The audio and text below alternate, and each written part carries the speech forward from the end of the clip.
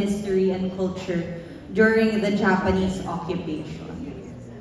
Ano yung mga lesser known aspects siguro hindi natin alam ng henerasyon ngayon na ipapakita niyo sa Pulang Araw?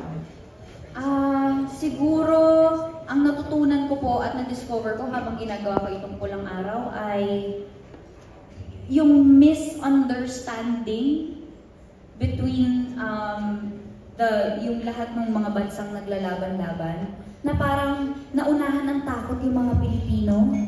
Kaya parang in a way, hindi naman talaga lahat parang, kumbaga natakot tayo eh. So may panahon na tayo ang unang parang kumitil sa mga Hapon, di ba? Kinuha natin sila, kinulong natin sila, tama ba ko? So ganun, may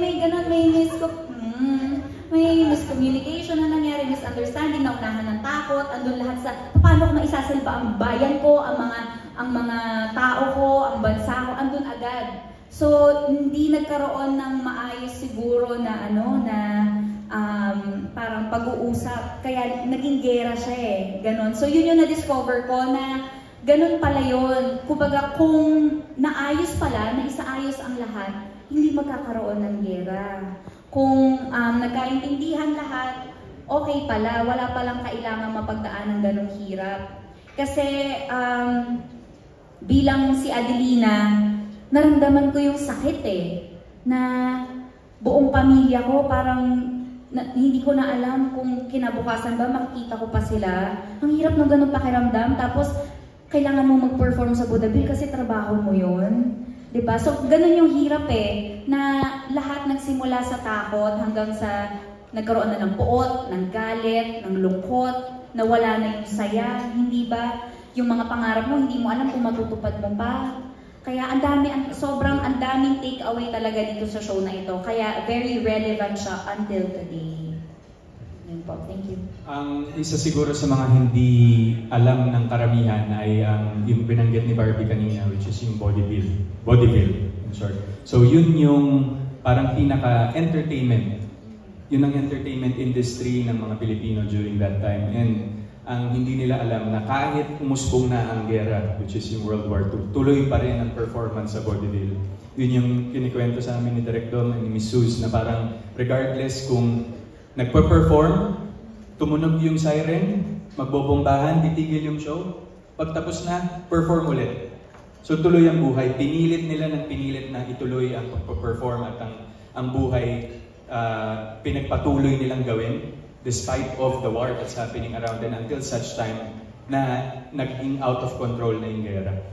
Masyado na nang kinuha yung kabuhayan ng nakararami, which is between the Americans and the Japanese during that time. So, doon din ako nagugulat sa aspetong yun, na parang ang Pilipino talaga is very resilient. Regardless of what's happening around them, talagang sisikapin nilang mabuhay at maging masaya, not until such time na hindi na talaga kaya. So yun yung nangyari dito sa Pulang Araw. And during World War II na, I think yun yung natutunan ko while doing this. Nakaka-excite. Sanya? Sa akin naman, all we knew about Japanese war kasi is on how Filipinos kasi parang nakasurvive doon sa war na yan eh, kung paano tayo nagkaroon ng freedom. Kasi nakalagay sa history natin eh. Pero dito kasi sa Pulang Araw, it shed light on us Filipinos sa pagiging resilient natin nung panahon ng digmaan. Dahil nung panahon na yun, hopeless yung situation natin eh. Wala tayong ibang alam kundi mabubuhay pa tayo o mamamatay tayo sa kamay ng mga Hapon. Nandun rin yung dasal na lang yung pinangahawakan natin ng mga panahon na yun. At katulad lang rin ni Teresita, no, na masaklap yung nangyari sa kanya, na kahit na anak siya ng isang mayamang pamilya, nandun yung trauma sa kanya na kahit pala mayaman ka, may mararanasan kang hindi maganda. May mararanasan kang masaklap sa buhay mo, at yun si Teresita. Na nung panahon pala ng digmaan, ito yung mga naramdaman ng ibang mga Pilipino na walang mayaman, walang mahirap, lahat tayo pantay-pantay. So yun ang kwento ng Pulang Araw. Ang galing ng nire-representa ng bawat karakter, no? Talagang multidimensional ang Pulang Araw, iba't ibang storya ng mga tao nung panahon ngayon, mga Pilipino at Hapones nung panahon noon ang makikita natin. Ngayon, ang susunod nating tanong ay para kay Alden mula sa Inquirer.net. So sabi nila, you previously said that you got emotional over a certain torture scene. Aside from this, what were the challenges you faced with Eduardo and how did you move forward from them?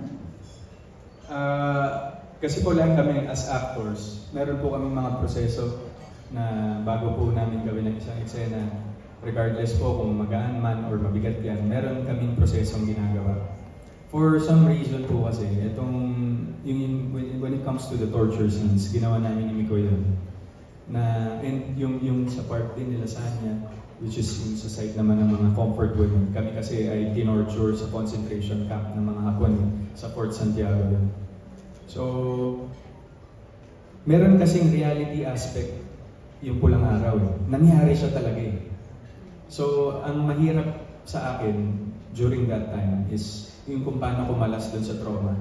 Usually kasi on-off ako eh. Hindi ako nagdadala ng character after certain taping day or shooting day. But for some reason, itong Pulang Araw, paulit-ulit nagtatanong yung isip ko. Sabi na, dinanas to ng mga kapwa natin Pilipino.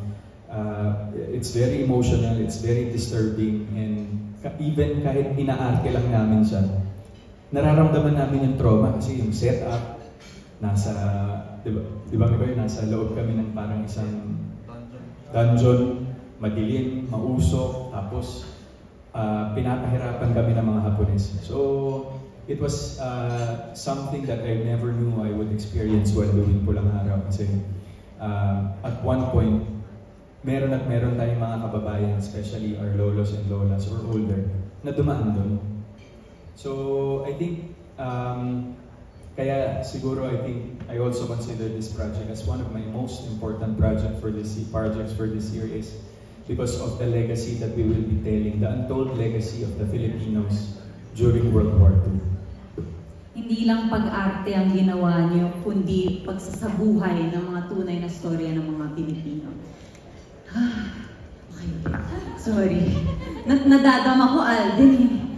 Okay. Ito naman, mula sa Tatler Philippines, para ulit sa inyong apat. What interests you the most in this story and your character? So individually, kwentuhan niyo kami sa mga karakter niyo, and why should today's generation know about these narratives? Nagsimula tayo kay David. I played the role of Hiroshi, a Japanese. I think very interesting yung character niya dahil marami siyang internal conflicts. Parang it's quite like a battle between the head and the heart. So, ang pinaka conflict talaga niya is yung kung pipiliin ba niya yung taong mga mahal niya sa buhay, yung mga family niya, si Adelina, di ba? Or yung bansa. So, I think napakaganda nung conflict niya, napakahirap, very challenging. So, I think nung ginawa ko ito ay sobrang, kumbaga malaking preparation siya for me. Parang ang daming conflict, ang daming pagpipilian niya, di ba? Na napakahirap. So, ayun. Ayun. Ikaw naman, Barbie. Si Adelina. Para sa akin po, ang very interesting factor naman tungkol sa character ni Adelina. Sa umpisa po kasi, kahit na hindi sila nabigyan ng kanyang Kuya Eduardo ng maraming buhay, ang saya-saya nilang magkapatid. Alam niyo yun, parang nasa kanila ang lahat, ganong level of happiness. Tapos, kitang-kita mo yung pagkabata kay Adelina, yung saya ng isang bata ni Adelina. Hanggang sa nabuo ang kanyang pangarap na maging isang vaudeville star kasama ang kanyang ate Teresita. Andun lahat, buong-buo yung childhood niya, ang saya-saya ni Adelina, na hindi mo aakalain na kakayaning lumaban sa gera. At lalaban si Adelina. Abangan. Okay. Alden, Eduardo? Yes, ako po dito si Eduardo de la Cruz. Ako po ay half-sibling ni Barbie po dito, which is siya po ay yung ginagampanan niyang role ni Adelina.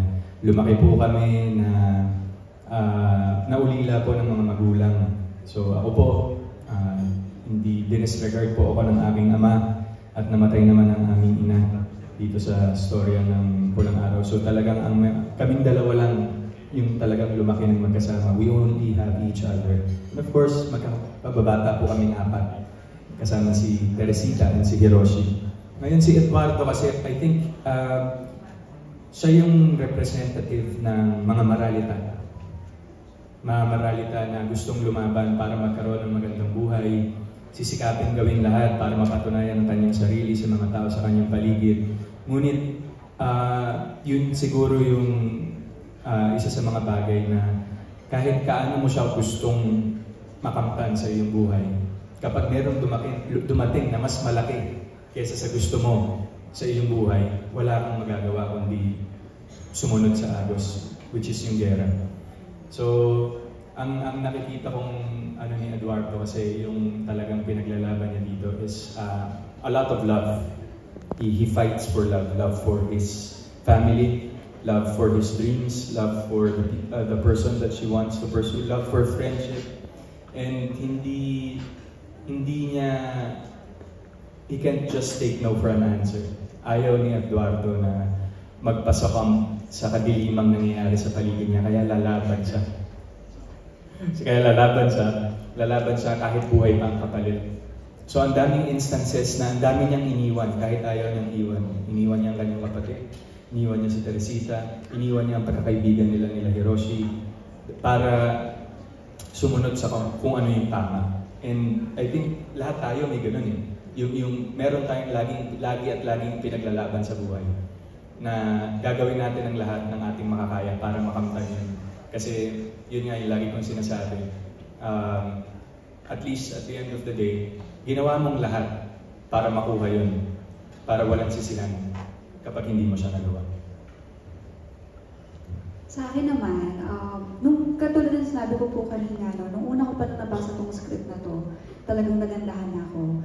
Kasi ito yung pag nabasa ko sa libro, hindi pa ganun yung pakiramdam. Parang hindi pa ganun kasapat. Yung parang kulang, hindi. Pero nun nga, when I played the role of one of the characters dito sa Pulang Araw, mas parang na-immerse ako doon sa situation na to the point na parang isa ko doon sa biktima ng war. Ganun yung pakiramdam niya na mahalaga para sa ating mga henerasyon ngayon at sa mga susunod pa na malaman natin na yung hirap nila, lalo na sa story ng Comfort Woman din, yung lahat ng pagsasakripisyo nila, lahat ng mga dinanas nila noong panahon ng World War II ay hindi talaga biro. Na mahalagang malaman natin at para magkaroon rin tayo ng, alam mo yun, to give respect, to appreciate and to value kung ano yung freedom na tinatamasa natin ngayon.